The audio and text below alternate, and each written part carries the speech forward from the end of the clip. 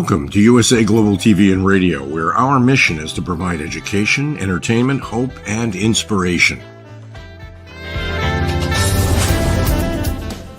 USA Global TV and Radio connects you with experts and audiences all around the world every single day to help you succeed in business and to live a richer life. Visit us at usaglobaltv.com to learn about career and life-changing training and mentoring programs like the Listening Mentor.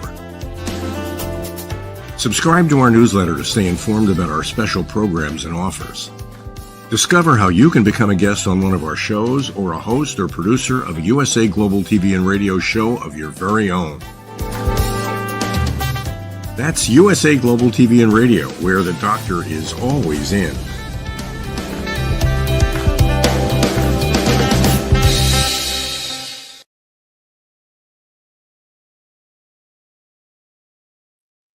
Hey everybody, welcome back to You as a Whole, Body, Mind, and Soul.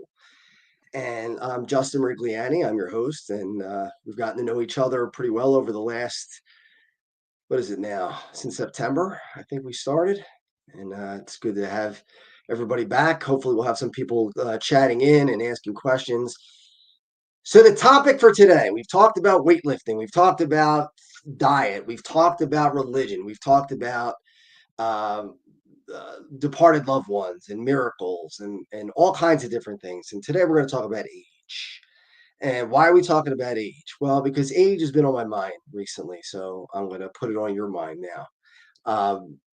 In 4 weeks, I'm going to be 50 years old. And I was dreading the thought of 50. I was dreading the thought of 40, to be honest with you. I mean, I remember being 39 and thinking, oh man, here comes 40. And if the 40s went by like a rocket, and then all of a sudden I'm sitting here at 49. And I don't know. I think so many people just give up because they see a number. I really do. When I turned 40, so we're talking 10 years ago, really. I had friends saying, well, you can't work out like you did before because you can't recover the same way. Or you can't play this sport anymore because you could get hurt and you could really be in trouble and be out of work or whatever. Or you can't be this active because you're too old and it's time to let it go. BS. That's what I say to that. BS. I mean, why? Why? If you can do it, do it. So I'm going to be 50. What does that mean? What's the big deal? What are we talking about? Should I'll give you some examples. So All in the Family is one of my favorite shows growing up. That was from the 70s. Some of you are not old enough to remember All in the Family. Some of you are old enough to remember the entire run of it, 12 years, 13 years of the show. And Archie Bunker, the lead character, looked like an old man, and they talked to him. The old man, they called him sometimes. His son-in-law, Michael, Meathead, would call him old man. He was 48 in the show. And as the show went on, he obviously got years older, so he went through his 40s, 50, 51. So you get the idea, but he looked like an old man. He looked like he was just great and out. And I know I got gray in my beard and most of my hair is still black. So I'm happy for that and I'll take it. But, I think we have a choice. And I think the character Archie Bunker, or maybe the actor Carol O'Connor, decided that at 50 or 48 or whatever he was, that it was time to just be older. And I don't agree with that. I really don't. I don't see the difference between me now and me in my 20s. To be honest with you, and I know this sounds stupid because I used to laugh at people when they would say this. When I was in my 20s, I would hear older people say, I'm bigger, I'm faster, I'm stronger. Well, I'm not stronger because I lost a lot of weight. So I lost a lot of strength. So I'm not as strong as I was 2-3 years ago when I was benching almost 400 pounds. But I could jump rope for an hour and 30 minutes, which I couldn't do in my 20s. I could play hockey all day with 20-some-year-olds. Now, are they better than me? Are they faster than me? Sure. But can I stay up with them? Yeah, I can stay up with them. I don't make a fool out of myself.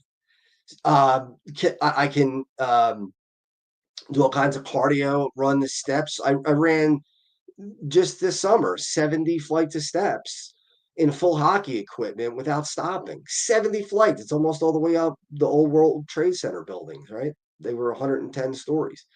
So I went up and down the steps, not just up and down 70 flights of steps. And I'm not saying this to say, hey, look at me, I'm a great athlete, or what I could do. My point is I could be Archie Bunker and I could sit in the chair and I could drink beer and I could get heavy and I could get to the point where I just give up, or I could say, you know what, Father Time, you're gonna have to take me kicking and screaming, and that's the way I'm going. So we do have a comment. I just want to take the first comment, so please, if we could show that on the screen. So Steve Klein, thank you for coming in. I'm age 71 is just a number. That's right, Steve. 71 is just a number. I see people in the gym in their 60s and their 70s who look phenomenal, absolutely phenomenal. And I can see your picture. You look great. I would never even guess that you were in your 70s. It is just a number. Now, does that mean that, let's be honest, all of us who are now aging, do we think about it? Yeah, of course. I mean, it's got to cross your mind. I'm not going to tell you that there aren't nights that I think, gee, I wish I was 25 again. Of course I do. I would love to have that back. But at the same time, there are things that I've gained with age. Obviously, maturity. Like I said, my cardio is better than it's ever been before, and that's unusual. I was chronically ill through my 30s, so I didn't have 30s really. I was not well. 2 years ago, I was 252 pounds of fat. I mean, just gigantic, overweight, and it was just a mess. And so to me, it's like a new lease on life. We have another comment, so I always try to take them as fast as I can. So let's say, okay, oh, Rachel, welcome back, Rachel. Rachel's a good friend of mine. We've been friends since our teen years, going back a long time. So I know a guy who played polo up till he was 80. I think age is this mental state of mind. There may be more aches and pains, but I'm also wiser. And she's right. Yeah. Yeah. Of course, there are aches and pains, Rachel. I agree with you. And there's some nights I'll wake up and I'll have pain in my shoulder and it'll be hard to go back to sleep because my shoulder hurts. But then the next day I'm in the gym and I'm bench pressing 300 pounds and doing it for reps. So it's not going to stop me. I don't care about the pain. I don't care about, well, your joints are going to go bad, or you're going to need a knee replacement at some point. You're going to need this or that. I'm living for now. I'm not giving up. Like I said, Father Time's going to get me sooner or later. I know that. I mean, I can't beat Father Time. Nobody can. But I can fight him as much as I can, and so can everybody else. But it's also like I haven't leg pressed. And we talk about body, mind, and soul. And one of the, as I'm always open about is I'm big into working out. I want to be as big and strong and muscular as I can be. That's what I want to do. I've always wanted to do that from a little kid, and I want to do that now at 50. Uh, so from 5 to 50, it hasn't changed. I still have the same mindset that I want to be big, I want to be strong, I want to be tough, and I work on it. So I haven't leg pressed in 20 some years because I have an ileostomy. And I've been afraid, what's going to happen. I have a slight hernia there. And if I, will I get hurt? And I just said, the hell with it. The hell with it. If I get hurt, I'll have surgery again. That's all. I don't care. And I put 14 plates on there. It's like 700 pounds. And I leg pressed that for 10 reps. And that's not even my best, but that's after not doing it for 20 years. I haven't touched the leg press machine for 20 years and just jump right on it and put up 700 pounds for 10 reps. I mean, I'll be over 1,000 within a couple of weeks or a month or maybe 2 months. But my point is not the numbers. The point is it's a mindset. It's like I'm not. Was I a little intimidated when I sat down at that machine? Yeah, yeah. I was like, what if I don't have it anymore? What if I? And then I said, you know what? You got it. Just do it. So am I going to put 8 plates on the next time I go in the gym? You bet you I am. I'm going to put on 8 plates. And the next time I go in, will I put 9 plates? If I get the 8 plates for 10 reps? Well, I put the 9 plates on, you betcha. And then I'm just going to keep going from there. And that's the way it's going to work. And that's just, I don't know if that's just the way I'm geared or if that's just the way that, I think it's a choice you got to make. We have another comment, so please go ahead and let's see that comment. And it's for Dr. Jacqueline. I am stronger than I've ever been. I feel like a beast. I can't control my skin or other age-related things, but I focus on my strength. And that's really key. I mean, to focus on the things that you can focus on, right? We can't focus on grays. I mean, I guess you can. I could color my beard if I want. I could color my hair. I don't really have to, my hair, but my beard I would have to color. But I don't need to. I mean, I don't think it's necessary. And for women, I mean, let's be honest. I mean, all women as they get older, um, as you go through your 70s, your 80s, there's gravity, right? So breasts are going to start to fall a little bit. And it's inevitable. It even starts in your 30s, let's be honest, right? And into your 40s, 50s, 60s, and it gets harder and harder. Men don't have the same issue. Men have more of the issue of the belly, where you get the belly fat and it grows. But for women, it's harder. And let's be honest that it's harder because that's what gravity does over time, and it's pulling down, and men just don't have that as an issue. But those are things that you can't fight. You can't fight. Like if I get a bad back and I have to take a couple weeks off of the gym, yeah, all right, so that could be age related, but that doesn't mean that I'm done. That doesn't mean that it's over. That doesn't mean that it's a just a lost cause. That doesn't make any sense. When you get sick, do you go to the doctor? Of course, because you want to get better. You want to get better. You know, sarcopenia is where your muscles stop growing, and you get muscle shrinkage. Now, for me, it's going to happen. I don't have a choice in that. But when is it going to happen? I'm going to make it last as long as I can. I grew 20-inch arms naturally. I never took a steroid. I took a lot of whey protein, a lot of hard work, a lot of heavy lifting, and I was genetically gifted in the bicep area. Now, there's other parts of my body that I'm not genetically gifted. My chest is not genetically gifted. It's okay. It's a decent chest, but it's not, like super. My shoulders are strong, but they're certainly not like bodybuilder, genetically gifted. My legs are extremely strong, but they don't necessarily look genetically like a bodybuilder. It's just the way that I am. So I try to keep on as much muscle weight as I can while at the same time losing body fat. We talked about that before, body recomposition. It's virtually impossible to do both. I know a lot of people try to do both where they gain muscle and they lose weight. You almost can't do that. You have to pick one or the other. Right now I'm in a cut. So I'm cutting. I'm getting stronger, but I'm also losing muscle mass because I'm cutting. I'm eating like 1,200 calories a day. Now, once I get down to about 195, well, 190, 185, and I lose every bit of belly fat. When my body fat's down into the teens, which I'll get it down into the teens. Once it's in the teens, that's when I'll start to bulk up again, but I'll bulk up the right way. See, I did dirty bulking when I started in 1998. Well, I started lifting really when I was 12, but 16 is when I really got into it. Couldn't put a ton of muscle on, but got really, really strong. In college, I was ripped. I mean, I was just 153 pounds, but totally cut and very muscular, but small. I was only 153 pounds. So I was a little guy, but I had a lot of strength and I had a lot of muscle. But then I didn't like that. I wanted to get bigger. I was tired of having smaller arm. I had like maybe 16-inch biceps at the time.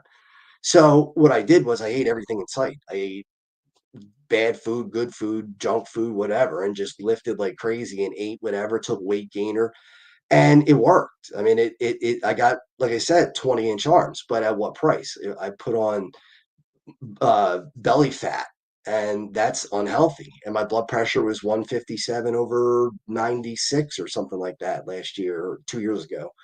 And there was a price to be paid. Was I strong as a bull? Yeah.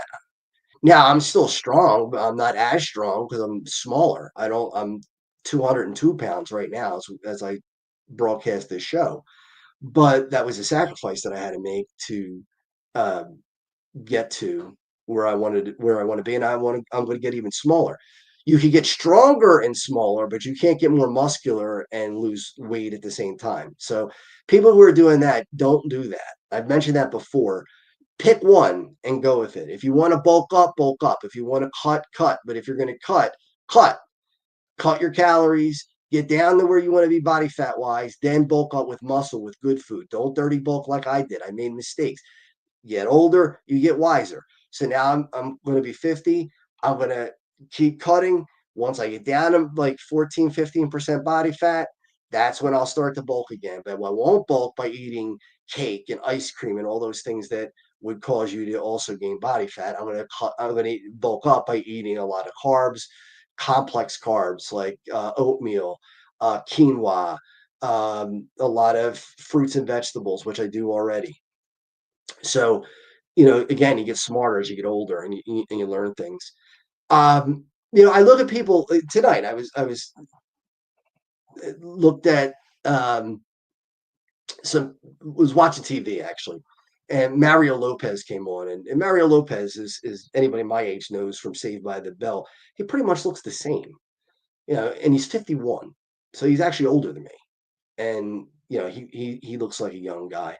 I think it's a decision. I mean, I wish I had pictures of Archie Bunker at 51 and Mario Lopez at 51, and you could see the difference. I mean, it's like a dramatic difference.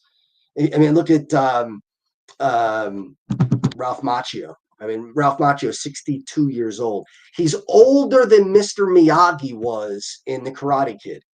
Mr. Miyagi, Pat Morita, was 59, 60 in The Karate Kid. And we got this guy who is Ralph Macchio, who's 62, older than Mr. Miyagi. And Mr. Miyagi was supposed to be a sage old man. You could choose what you want. You don't have to be the sage old person. You could be a sage young person, just in an older body. That's all. So I want to say hi to Steve and Kim in London. All right. That is so cool. Watching from London. So thank you for joining us from around the world. That's always pretty neat to have that situation. Um, people, and I don't get annoyed. I don't get annoyed. I get frustrated when people use we with me. When they say we're getting old, or we're getting past this, or we can't do this anymore, or we no, speak for yourself. I would never say that to anybody. I never say we. There are certain things I can't control.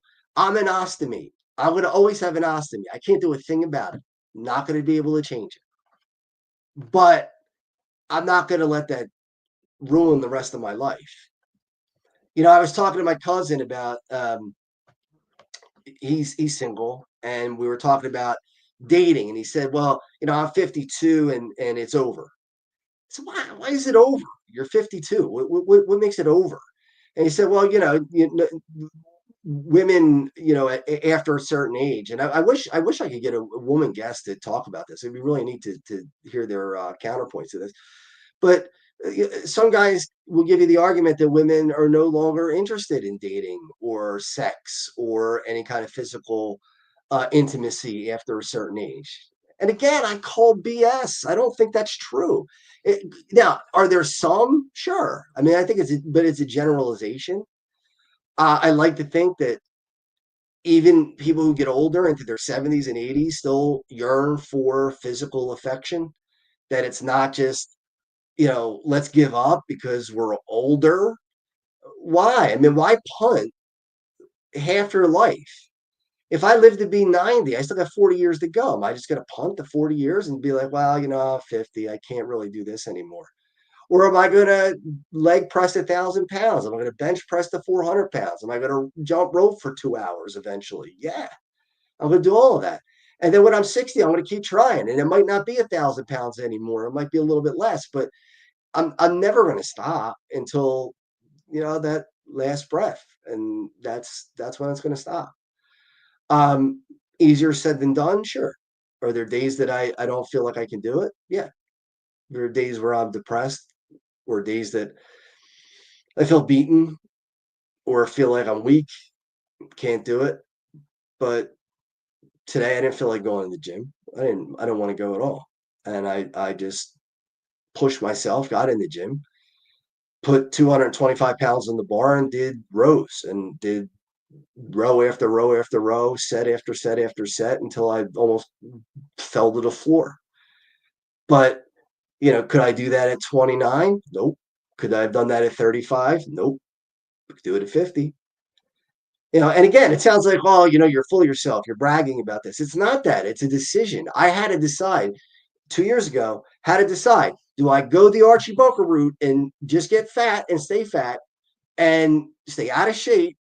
And if people want to do that, that's okay. I'm not fat shaming people. It's okay if you're overweight and you're okay with it and you feel okay with it and you're happy with yourself. That's fine. There's nothing wrong with that. Nothing at all. Nothing at all. It doesn't mean you're a bad person. It doesn't mean that you don't have value, that you're not lovable. No, if that's what you want. But remember, there's health risks that come with these things. And my thing was not just that I was heavy and I was upset because I didn't like the way I looked, which I didn't, to be honest with you. But I didn't like the numbers either. I didn't like the cholesterol, the LDL that was off the charts, the triglycerides that were off the charts. It was just a mess. Blood pressure, again, 157 over 96, resting heart rate of over 109. I mean, it just wasn't tenable anymore. So I had to decide, do I become an old man and just break down and just have things just go? I had fatty liver, all these things. I've had enough health issues in my life. I don't need more. So I decided I'm going to go the other route. So I'm going to stay as young as I can for as long as I can. And we have another comment. So please, if you could put that up. Okay. What kind of jump rope do you use or recommend? Well, here's the honest truth. I don't use a rope. I don't use a rope. I actually just do the motion with my hands, with my arms. I spin and I skip rope like a boxer. And I'll tell you why I do that, because most of the places where I jump rope, it hits the ceiling.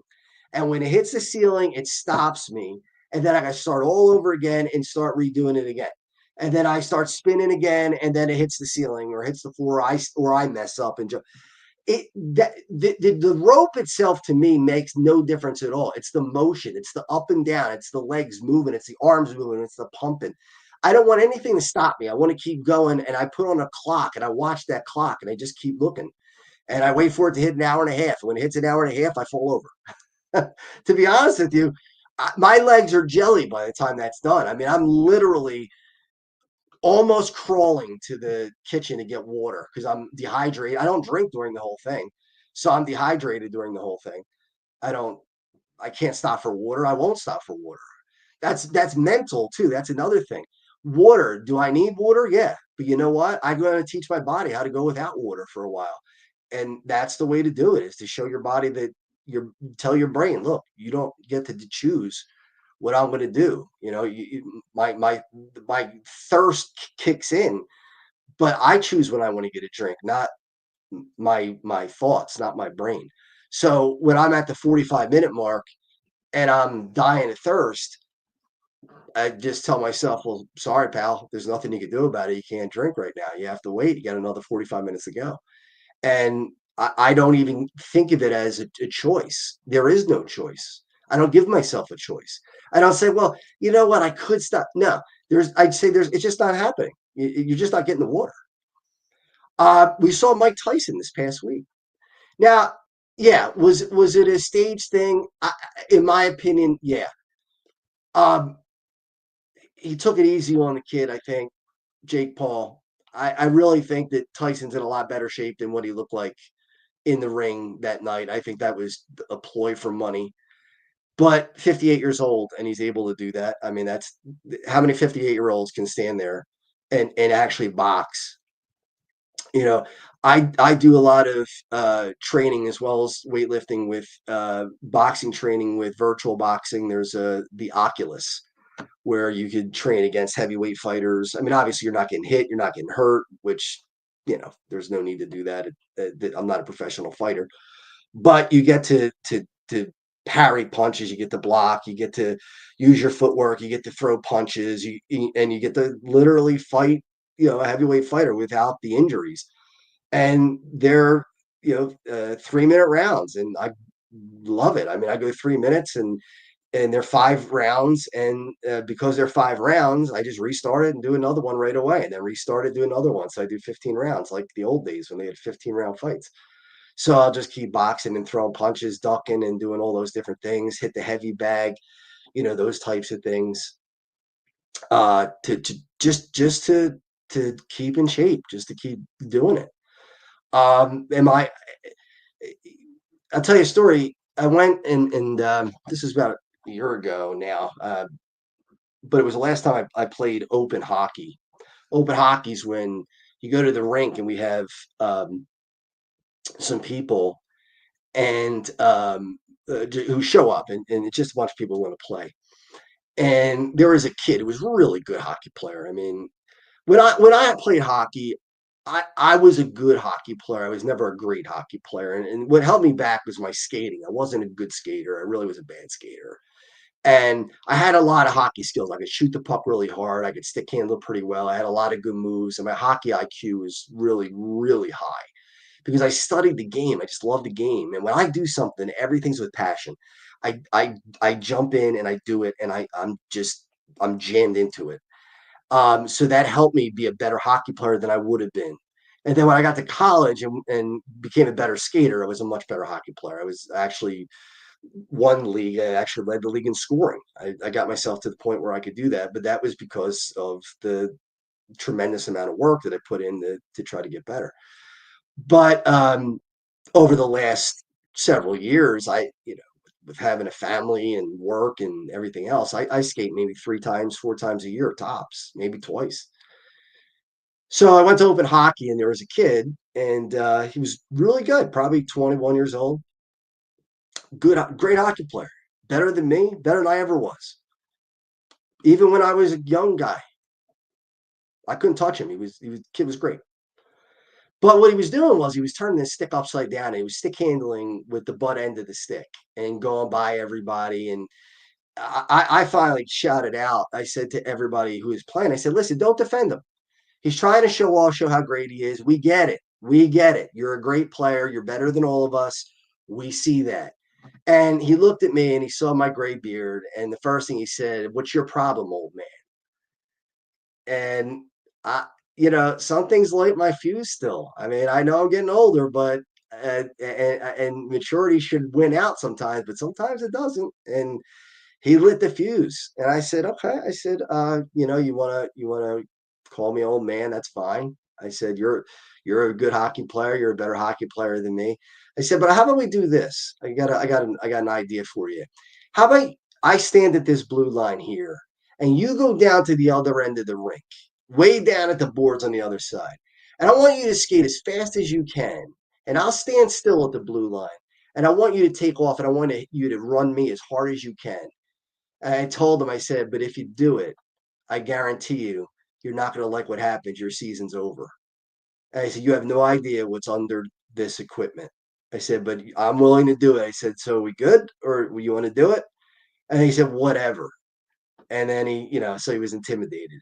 But, it was like, you gotta, you don't want to get cocky, because one day that 21-year-old is going to be a 50-year-old man too. And some kid might come up to him and say, hey man, why don't you go play beer league hockey, and, make fun of him. And he's going to be in the same boat. And I told him that afterwards. I said, you're 21 now, but 30 years is going to go by pretty quick, and you're going to be closing in. You're going to be over 50, and then what happens then? Are you gonna remember this? Are you going to look back and remember this? I think we have another comment, so please, if you could put that up. There's Joe Del Campo. So good to see you, Joe. My buddy Ed, who I play tennis with, he expired at the age of 83. He's missed. I'm sure he is. You wouldn't believe the shape he was in until he got sick. He was fit as a fiddle. Yeah, I mean that's the way to do it. That's the way to do it. I mean, we're all going to die. We don't have a choice in that matter either. That's another thing that we don't have a choice in. If I had a choice, nobody would die. I lost my uncle 2 weeks ago. Funeral's this Wednesday. I, I don't want him to go. I don't want to see him gone. But that's what life is. We don't have a choice. I don't like that. I don't think anybody does. But that's what you want to do. I mean, an 83-year-old man who's playing tennis and in great shape. Yeah, I mean, they called them pops. Okay. Yeah, just saying they called them pops. Oh, he says, wait till I get called pops. Yeah, I'm sure that's coming. That's coming. I know. I know. But it's again, there are choices that have to be made. And it's the same thing with everything else. It's not just the physical stuff, it's the mental stuff too. It's the dating, it's the other things. It's like my cousin saying, he's 50, whatever, and it's over for him because he's not married and it's done. He'll never be able to find somebody, and it's just it's too late. No, it's not 52. Why is it too late? What is the difference? Why can't he meet a 30-year-old? Why can't he meet a 40-year-old? Why can't he meet a 55-year-old? I mean, there's no reason for that. I had a discussion with another friend of mine over the summer, and he was talking about frustration. And I think we're mature adults here. We're honest. And he was telling me that one of his frustrations was that his wife no longer really wanted to participate in sex. I mean, it just wasn't her thing. And he said that it was hard for him, and it was something that was difficult, and he dealt with it, but he didn't like it.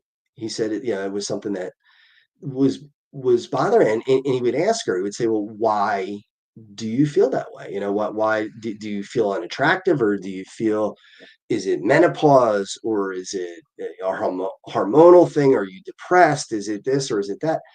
And she said, "No, we're just old." And that's where I think the frustration for him comes in. Now, I would not have told this story in the summer because maybe it would implicate the person I'm talking about. So I waited till now. It's November, so nobody would know who I'm talking about. But this happened over the summer, and uh, I, to me, that's a legitimate bone of contention, I guess, or I don't know how else to say it.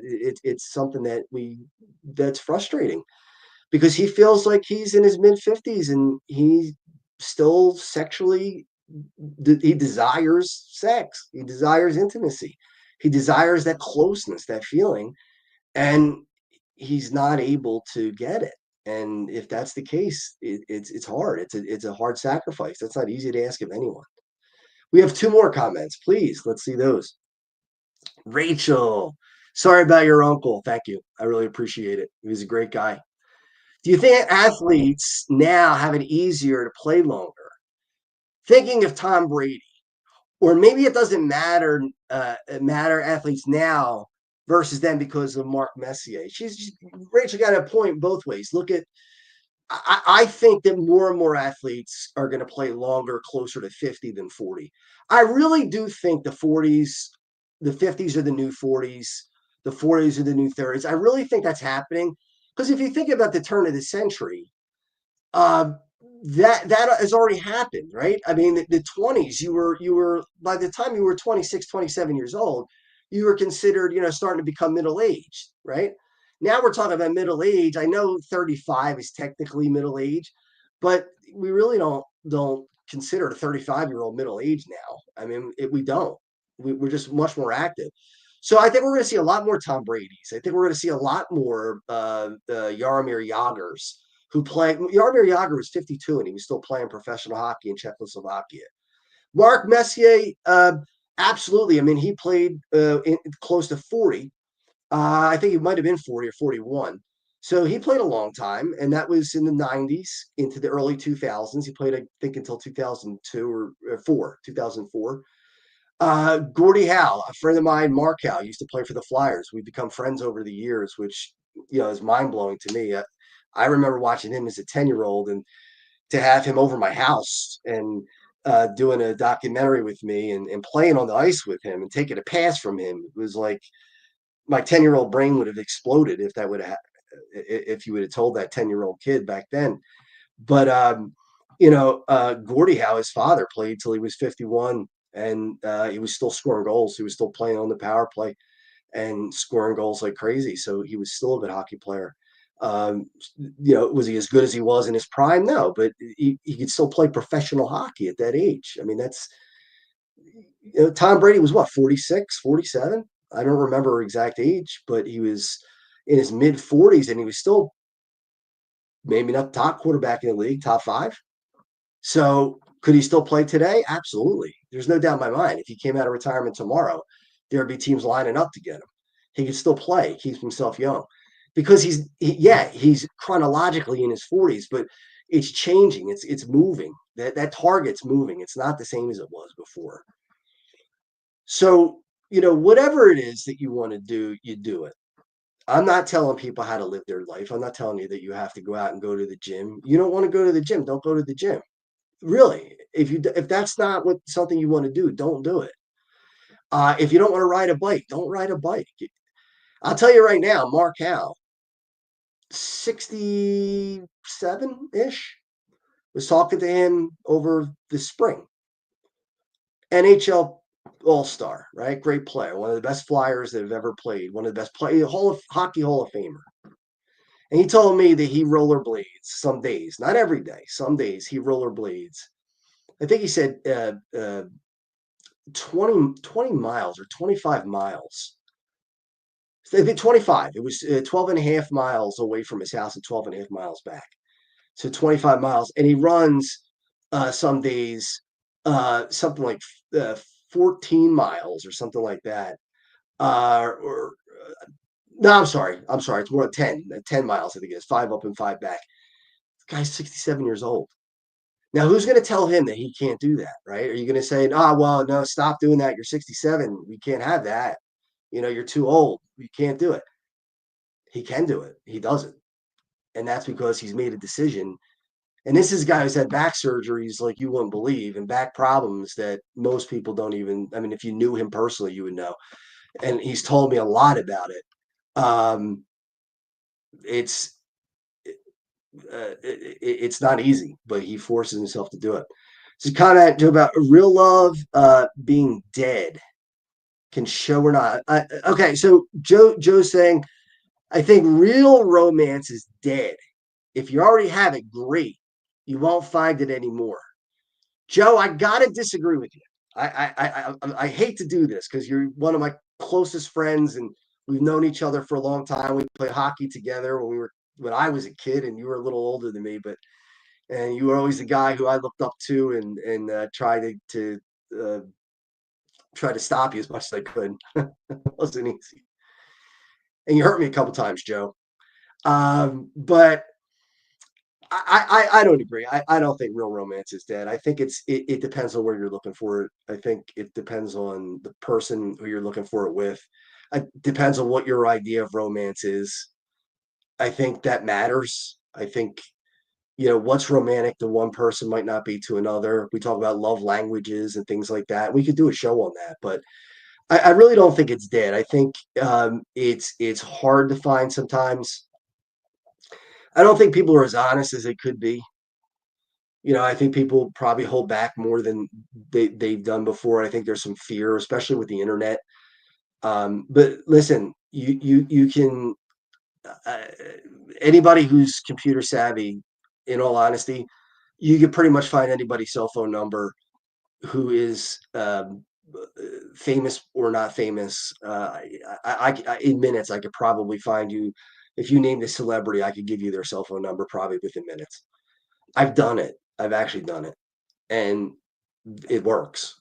Um, so people are a little afraid because they're like, well, all of my information's out there. When what was her name? Dawn Wells. Dawn Wells was Marianne on Gilligan's Island. She looked fantastic up until she died. She was in her 80s and she was beautiful. They interviewed Tina Louise, who played Ginger. And again, I'm showing my age here because some of you have no idea what Gilligan's Island is. But I remember Tina Louise, they asked her how old she was because she's the last surviving person from the show. And she said, well, I don't give out my age. Well, what was the first thing I did? I went on Google and looked up Tina Louise, 91. You can't hide much anymore. It's all there.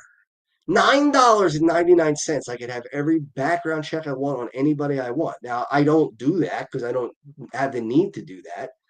But if I was an employer and I wanted to get a background check on somebody, yeah, I mean, I for $10 to find out if they have a criminal record or find out if they have a lien on a house or find out all these different things. Yeah, I mean, the internet opens us up to a lot of things.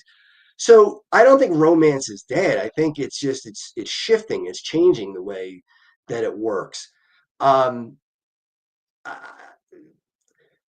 I don't believe, no matter how old you are, that there's a time to say I'm going to give up on love, or I'm going to, married or unmarried, I'm going to give up on love and just live out this string. That's just not, in my opinion, the way that anybody should live their life. If you're living your life because you want to live out the string and you're just saying, well, I'm just kind of content and this is the way it is that is happiness? Is that happiness? I don't know. For some people it might be enough. For other people it might not be enough.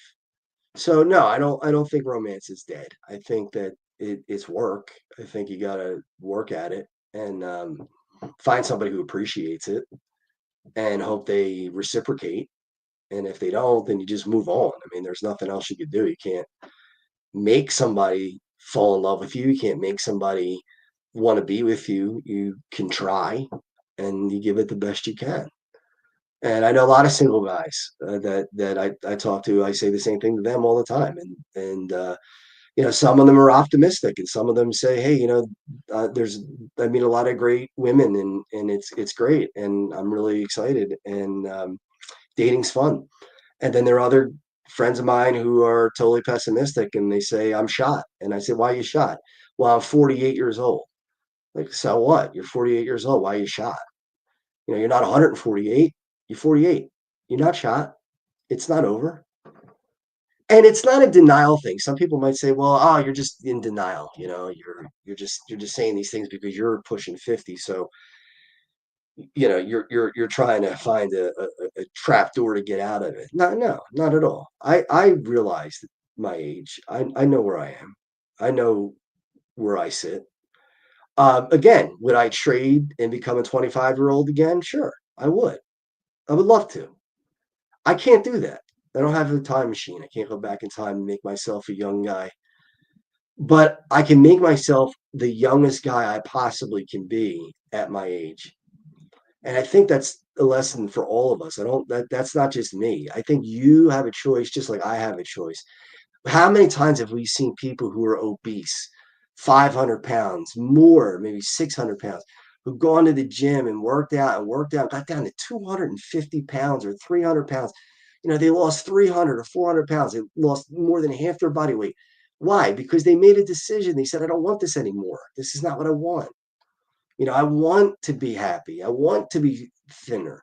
And then there might be somebody who says, look, I'm 600 pounds and I want to be 600 pounds. I love food. I don't care. I don't care what my blood pressure is.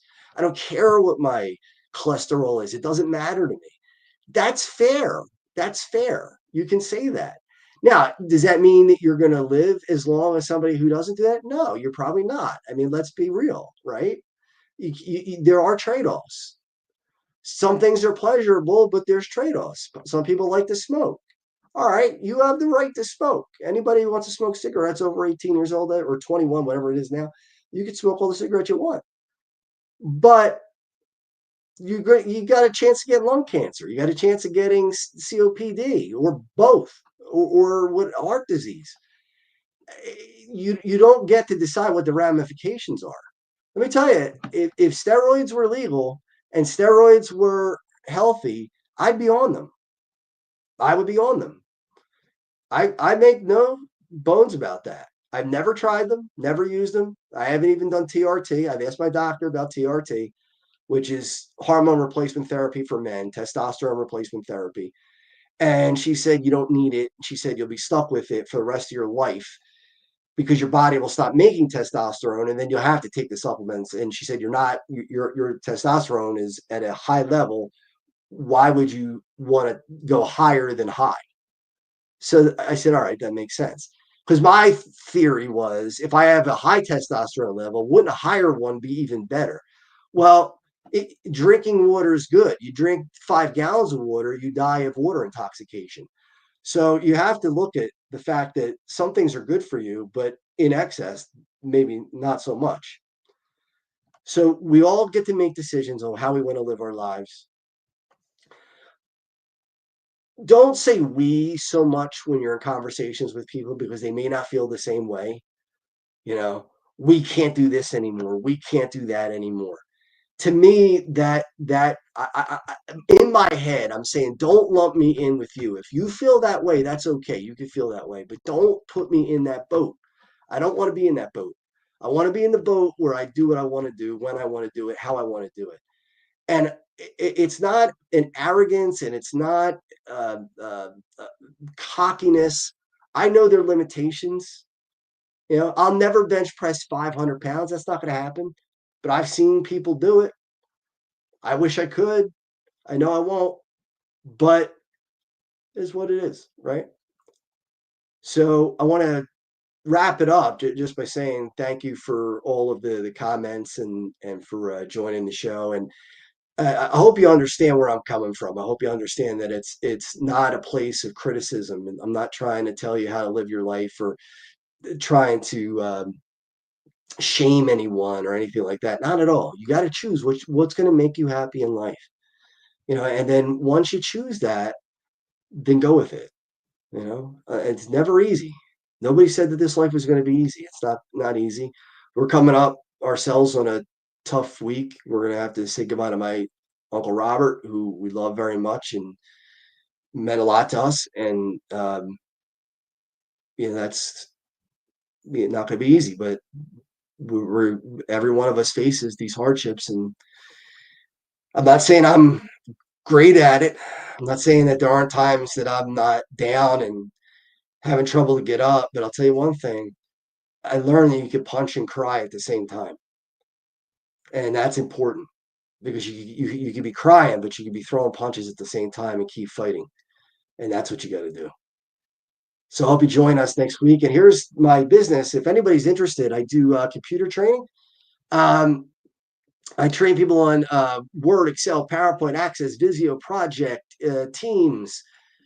The website, as you can see here, is www.justforyou, all one word, JUSTFORYOUTC.com. And I do soft skills too, time management, conflict management, different soft skills. I also, and we also, as we end the show, just real quickly about the charity, we got our first ever donation from someone anonymously for $2,000 for our game coming up in August 23rd of 2025. $2,000 from an anonymous person. Just amazing. And I hope pretty soon tickets are going to go on sale. I'm working on that now. But we're Checkmates Charitable Association. We help people with ostomies and with Crohn's, colitis, inflammatory bowel disease. We're also connected with Rolf Benershka, who is a former NFL Man of the Year. He kicked in the NFL for 7 years for the Chargers with an ostomy. And he was the first person I ever heard about that made me think I'd have a life after the ostomy. So I owe Rolf everything.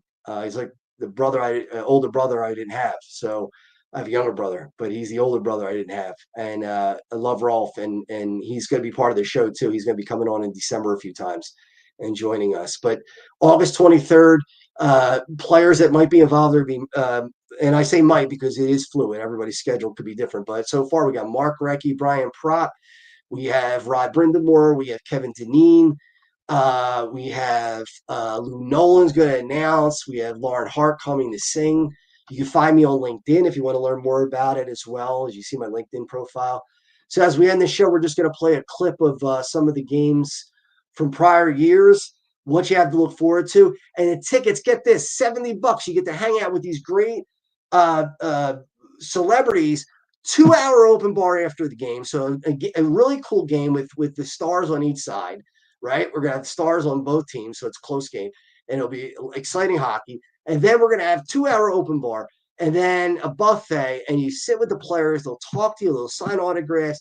They will drink a beer with you. Everything you can think of. It's going to be an incredible event. And I'm going to say this again, as I say on every show. 700 people will fit in that restaurant. I want to see 700 people in that restaurant. And I want 700 hugs. I want to hug every single person that walks in there. And in that rink, it holds 1,000 people. And I want 1,000 people in that rink. And I want 1,000 hugs in that rink. And I'll be standing by the door waiting for you. So come in and be a part of it. Now watch this, and thank you.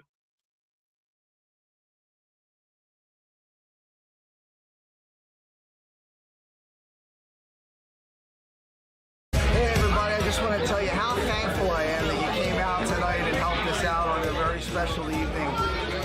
Crohn's and colitis are terrible diseases and they affect a lot of people, not only in the Delaware Valley, but all over the world. And hopefully we can find a cure someday.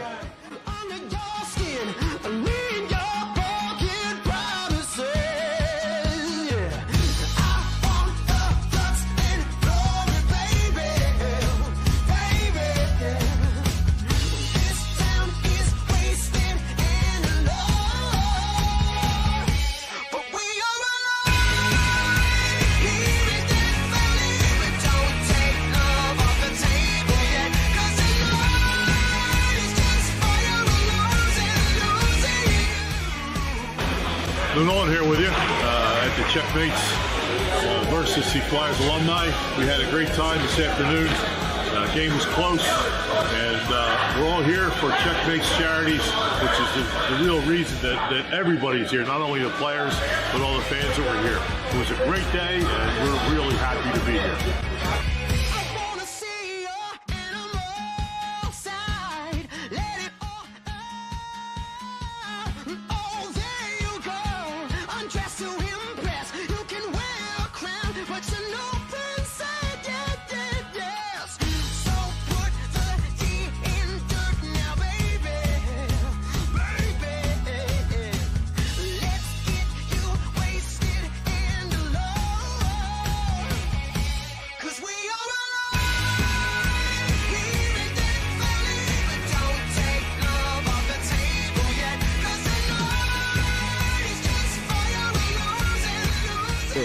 It was fun to be out here at Northeast Skate Zone because the Checos were a pretty good team, and so we had a lot of fun with the charity.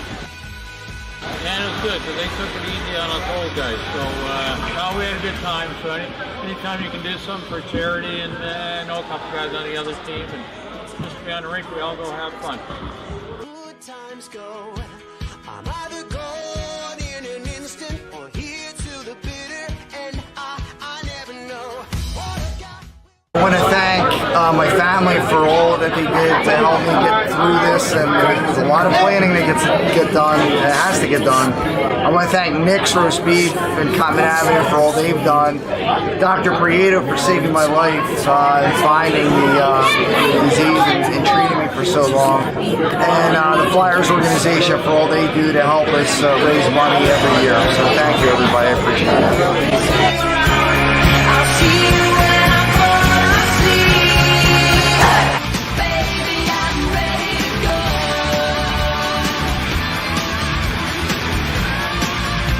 Baby, I'm ready to go.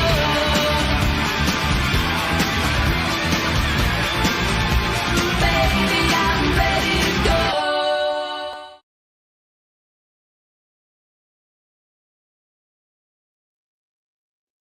So everybody, are you ready to go? Are you ready to come and watch that game and join us. I hope so, because we're going to help a lot of people at Children's Hospital of Philadelphia in the GI department, and we're going to help Rolf Benershka to help people with an ostomy.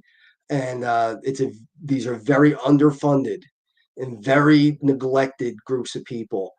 And the older I get, the more passionate I want to get. So I'm fired up, and I want everybody fired up. So we will see you next week. I hope you join us again on You as a Whole, Body, Mind, and Soul.